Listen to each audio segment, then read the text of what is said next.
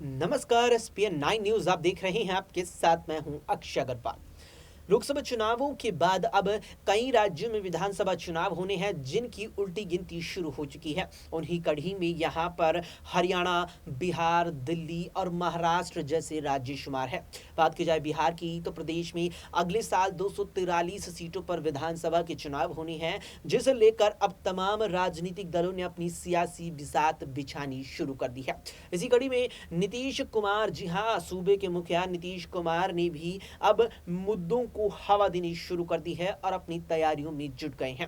हाल ही में नीतीश कुमार एक कार्यक्रम में पहुंचे, जहां पर उन्होंने उन तमाम मुद्दों पर बात की जिसके चलते वो विपक्ष को आगामी चुनावों में बैकफुट पर धकेल सके और जो मजबूत आधार जेडीयू के बेहतर प्रदर्शन का बिहार विधानसभा में बन सके।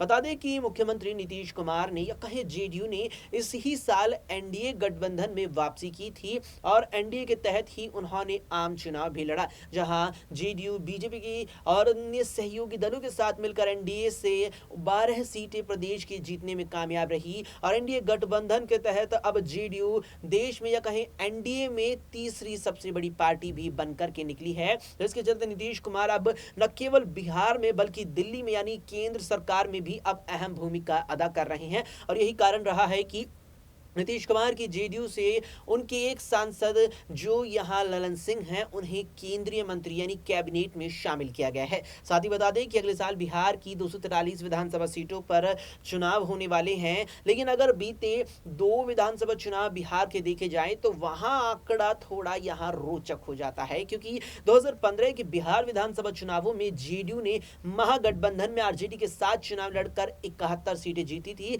लेकिन 2020 में जब बीजेपी के साथ गठबंधन किया तो वो 71 सीटें घटकर 43 हो गई। यानी बीते जो 2 बिहार विधानसभा के चुनाव रही हैं, वहां नीतीश कुमार की जेडीयू को बिहार में विधानसभा के अंदर जेडीयू के साथ, या कहें कि आरजेडी के साथ ज्यादा फायदा हुआ है तुलना की जाए भारतीय जनता पार्टी के।